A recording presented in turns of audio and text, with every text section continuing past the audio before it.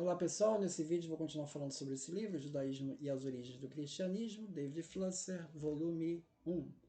Então esse é o segundo vídeo, eu vou abordar mais alguns pontos. Então no Manual da Disciplina dos Essênios, ele traça uns paralelos entre os Essênios e o Novo Testamento.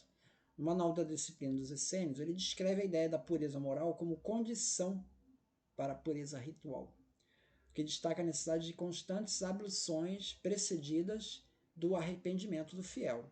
No cristianismo, o batismo, no início, estava associado à remissão dos pecados, como a gente vê em Atos 2:38 e em Hebreus 10:22. Com o tempo, os padres apostólicos da igreja primitiva passaram a entender o arrependimento como um resultado do batismo e não como uma condição para ele. Então, ele fala dessas proximidades. Tanto no Manual da Disciplina como no Novo Testamento, é o Espírito que efetua a purificação do pecado. David Flusser destaca que tanto no Novo Testamento como no Manual da Disciplina, a carne é a natureza humana, não resgatada, imersa no pecado. No entanto, o Espírito Santo é capaz de transformar o homem carnal em homem espiritual, o que difere da concepção gnóstica, que não enxerga qualquer possibilidade de salvar a carne. Né? A carne é inerentemente ruim. Segundo Flusser, o dualismo carne-espírito do Novo Testamento e de alguns escritos de Qumran está baseado na ideia de que a natureza vil do homem pode ser enobrecida pela dádiva divina do espírito. Esta concepção está bem próxima da concepção grega e gnóstica, de que há dois princípios na natureza, a matéria e o espírito. As duas concepções poderiam ser combinadas por alguns pensadores da antiguidade, mas não devem ser confundidas por nós. Então ele marca que isso aqui não é gnóstico nesse sentido, porque os gnósticos eles não admitem essa possibilidade de resgate da carne. Né? Fragmentos encontrados em Qumran mostram que havia uma crença entre os judeus que o futuro templo escatológico desceria dos céus, o templo escatológico, o templo de Salomão desceria dos céus, pronto e inteiro. Havia essa crença. Essa mesma esperança aparece em Marcos 14:58, quando Jesus diz assim: eu destruirei este santuário edificado por mãos humanas e em 3 dias construirei outro, não por mãos humanas. Então a ideia de que um tempo divino está por vir. Né?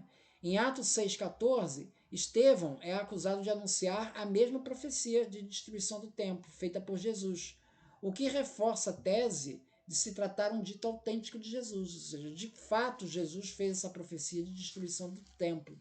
Flávio Josefo, ele se refere a um certo Jesus, filho de Ananias, né? Não é o Jesus de Nazaré, mas esse personagem ele foi entregue ao governador por ter também profetizado a destruição do templo.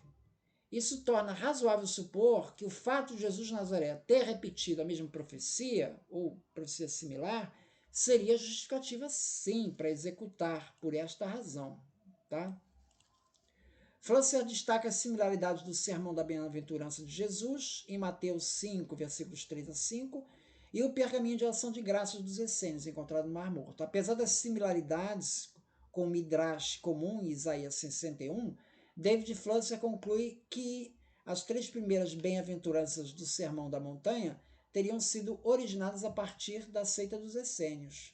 Flusser baseia essa conclusão principalmente na expressão pobre de espírito, que aparece em Mateus 5:3 e que aparece como contrito de espírito no pergaminho de ação de graças, tá? 1 QM 18:15, sendo que em Isaías 66:2 as duas expressões aparecem juntas. Jesus dirige-se aos bem-aventurados como uma forma de alocução que também era a designação usada pela seita dos essênios para se descrever.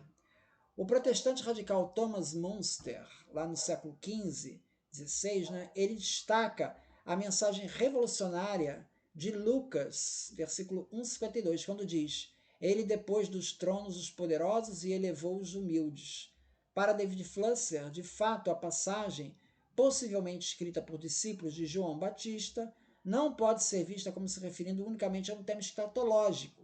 Ideias semelhantes aparecem, por exemplo, na carta de Judas Macabeu, no começo do 2 Macabeus, que sem dúvida não é um documento messiânico. Ou seja, Judas Macabeu foi um revolucionário mesmo. Né?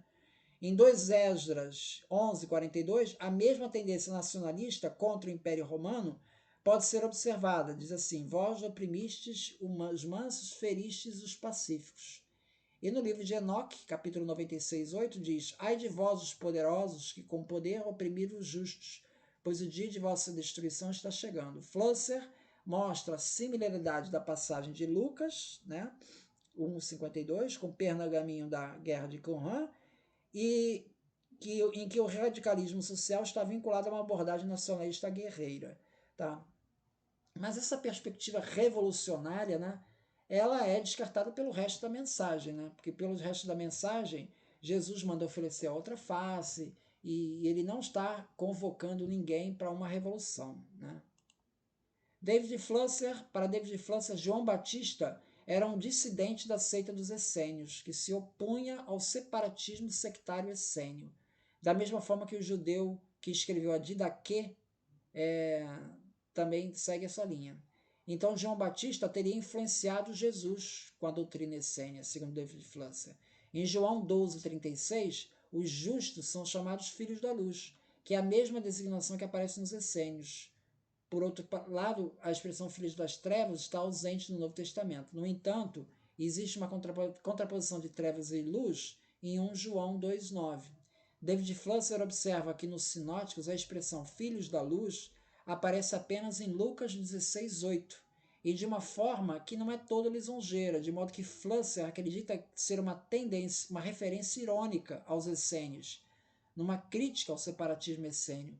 Na passagem, Jesus exorta os discípulos a serem espertos como o administrador desonesto, para serem prudentes como as serpentes, pois serão enviados ao meio dos lobos. Então parece que ele está meio que criticando a certa excesso de pureza dos essênios. Tá? O termo riqueza da injustiça, utilizado em Lucas 16:8, é um termo essênio, de modo que a parábola não se refere a um simples apelo de Jesus em favor da doação de esmolas, mas uma crítica ao separatismo essênio. Muito obrigado, então.